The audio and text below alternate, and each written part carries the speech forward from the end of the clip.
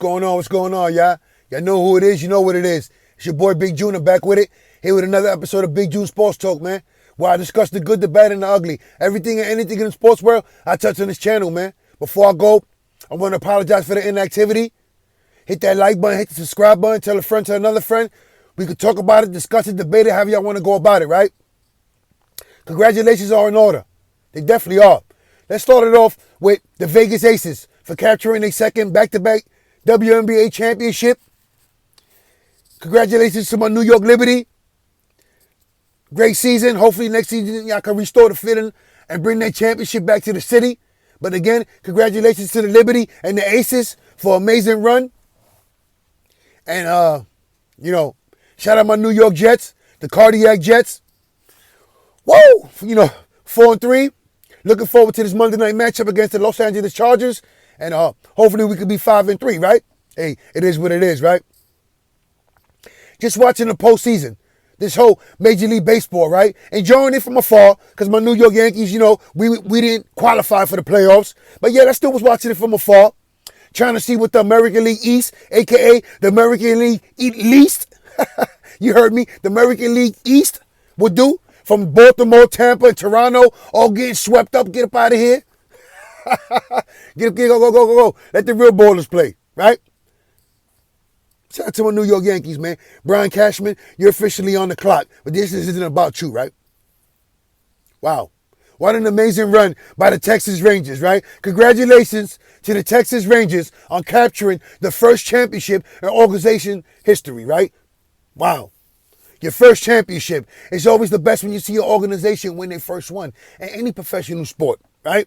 But before I get into it, right, as far as how the Texas Rangers got it done, let's congratulate the Arizona Diamondbacks for shocking the world. Who would have thought that the Diamondbacks will represent the National League in the World Series? I'll wait. I mean, let's be honest. Outside of Arizona and some loyal fan base, who would have selected the Arizona Diamondbacks to represent the National League in the World Series? Now, I could pose the same question as far as the American League, right? Yes, the Texas Rangers were making moves from off-season and the prior one as well, and I'll get into that, right? But when you looked at the teams in the playoffs, right? You had the favorites as far as the defending champion Houston Astros. You also had the team that won 1 million games, the Atlanta Braves, right? Shout out to my Braves fans, man. How y'all feeling, bro? Y'all can crawl up under the rock, man. The baseball season is over. Y'all can come out now. It's safe. The Philadelphia Phillies didn't win the World Series. Shout out to my Braves fans, man. But yeah, you looked at some of the teams that qualified for the playoffs. And again, who would have thought that it'd be the Texas Rangers versus the Arizona Diamondbacks in the World Series? Now, before I get into the Texas Rangers, right, let me pose this last question. Who was actually watching the World Series? Outside of the fan base for the Rangers and the Diamondbacks, right? I mean, it conflicted with your boy Big June's work schedule because I work a 10-hour shift, right? So once my New York Yankees were eliminated, I'm a box score watcher. I'm a highlight watcher. I'm not watching the games, right? But I also was rooting for the Texas Rangers because I am an American League guy. However, I'm going to be honest with you. If I'd have been sitting here right now congratulating the Diamondbacks on getting it done, your boy Big June would have never lost no sleep. Either way, it is what it is. Congratulations to the Diamondbacks once again, right? But like I just mentioned, the Texas Rangers were constructing this roster from last offseason.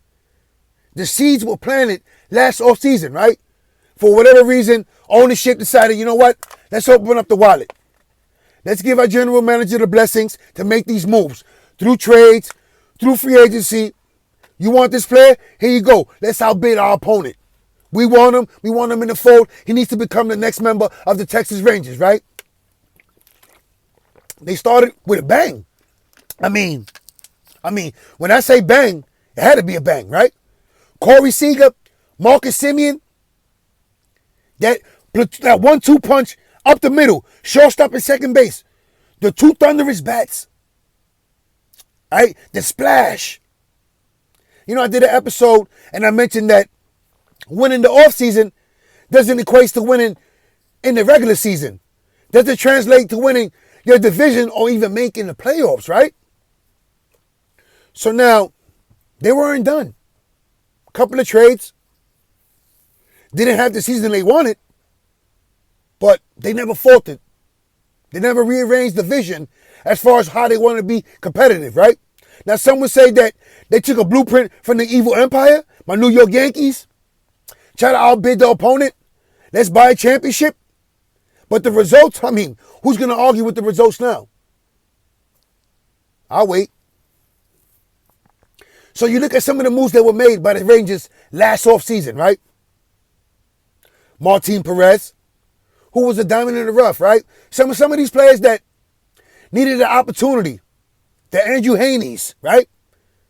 Then you have the Nathan Eovaldi, the big fish in the free agent pool as far as the pitchers. Jacob deGrom going down with a season-ending injury.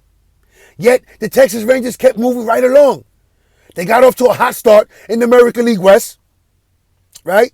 It became a 3-team race between the Seattle Mariners, the defending champion Houston Astros, and the Texas Rangers. Could all 3 teams make the playoffs? I mean, it was exciting from a baseball standpoint just to see them going down toe-to-toe, head-to-head, right? Down the stretch, down the wire, to the last weekend, the last series of the season. To see the Texas Rangers capture the wild card, to eliminate the Seattle Mariners, and then later on eliminate the Houston Astros, the defending champion Houston Astros, the division rival Houston Astros, the crosstown rival Houston Astros. You see what I'm trying to get with that, right? But like I mentioned, John Gray, Corey Seager, Marcus Semien, the seeds were planted, right? As far as the vision, how they wanted to go reconstruct the rosters, excuse me. Then you see some of the trades that were made, right? Nathaniel Lowe for the Tampa Bay Rays. Jordan Montgomery for the Cardinals, right? Adolis Chapman for the Kansas City Royals. Odalis Garcia, also for the St. Louis Cardinals a couple of years prior, right? Max Scherzer for the New York Mets. Some of the veterans I've just mentioned have playoff history, have resume, are world champions. So when you look at through free agency, through trading deadlines, acquisitions, some homegrown talent in Josh Young, Ezekiel Duran, Leody Tavares.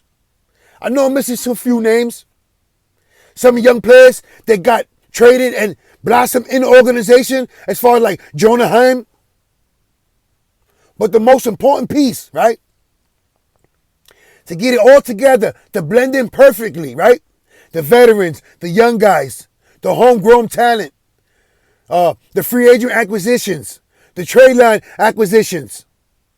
You needed a voice, that mouthpiece, in the clubhouse, in the locker room, that calming influence. Let's insert Bruce Bochy, 4-time World Series champion. I mean, was he the right man for the job? Because you say coaching matters, right? And it definitely does. You got to push the right button. You got to know when to insert the right reliever in, the right pinch runner, who's the right man to pinch hit. And if you can see it, Bruce Bochy has that magic touch. I mean, when he was poked out of retirement, right? He mentioned in the interview, WBC, still missing that feeling. Loving the atmosphere, the clubhouse, the camaraderie. What he's known, he's a baseball lifer. So what did he do? The opportunity was too good to pass up on. And here we are, once again, serenading with Bruce Bochy with nothing but love and cheers. A 4-time World Series MVP. Right? Winning multiple World Series. I mean, it's hard to do. Winning the World Series in each division, right? American League, in each league, excuse me. National League with the San Francisco Giants. When you look at it, just looking at it, everything like I just mentioned, from the free agent signings, Jacob deGrom going down, staying battling toe-to-toe with the Houston Astros. Now, I would say this, and it was, they showed the heart of a champion. No way to go about that, right? What was it, Game 5? They're up, top of the ninth. Altuve, once again, adding to his legacy as far as the postseason goes, right? 3-run homer, deflating the crowd, shocking the team, shifting the momentum all the way to the defending champion sides with Game 6 and 7 leading in Houston. And what did the Texas Rangers do? They responded. I mean, did they? Right? Took Game 6, took Game 7. Garcia, before he injured his back, literally put the state of Texas on his back. Put the whole roster, the whole team, the whole organization on his back. That postseason run from Garcia before he was injured. I mean, Corey Seager stepping up at the perfect time, showing why he was paid all that money. This is what I do. Hold my cup. This is what I do. Corey Seager, the second position player, besides Reggie Jackson, to win multiple World Series MVPs. Corey Seager, who some people question why he was paid so much. The resume speaks for itself. Marcus Semien, the bat was starting to get alive. If the series would have continued, possibly Marcus Semien could have came in and stolen the MVP from Corey Seager. That 1-2 punch that everyone questioned why they got paid so much. They're never going to win nothing. Well, what do all you critics, haters got to say now? Listen, including your boy Big June. Free agency, one of my favorite times as far as a baseball fan. And I enjoy seeing teams open up the wallet. And when you're a bad team, like I always mention, you have to overpay. So if they overpaid for Corey Seager, they got their money's worth. If they overpaid for Marcus Semien, they got their money's worth. If they overpaid for injured Jacob deGrom, who should be healthy, for this next run to defend the championship, right? They got their money's worth. So when you say that you can't buy a championship, I mean, correct me if I'm wrong. Didn't the Texas Rangers just win a championship? I mean, with the right resources, the right leadership, the right mouthpiece. Shout out to Bruce Bochy, man. Because I don't think a lot of managers could have came in and did what he did. I shout out to Dusty Baker. Remarkable career as a player and a manager to ride out in the sunset. Glad you got your little championship. Hope, it could have been more, but again, shout out to Dusty Baker. Some of these guys know how to get it done. Know how to be a true leader, right? And Bruce Bochy, I mean, what could you say? Like that Jay-Z song. What more can I say? The man's a winner. He's a champion, right? Now, here's a quick trivia question and the answer, right? Do you remember his first World Series appearance in a losing effort? I'll give you the answer to that. 1998 against the Padres, right? So you see where he's been going, right? And you see what he's been doing. But listen, man, shout out to Bruce Bochy. It is what it is, man. Shout out to my New York Yankees. Brian Cashman, you're officially on the clock, man. So now that the baseball season is over, the postseason is over, a champion has been crowned. Congratulations to the Texas Rangers. Congratulations to the Arizona Diamondbacks. Hopefully your team, my team, will make some noise.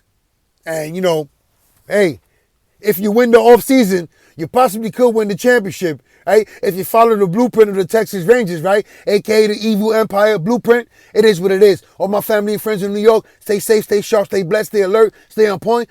All my family and friends in the pen, some of y'all came up, some of y'all about to come home. It's always love on this side, man. One.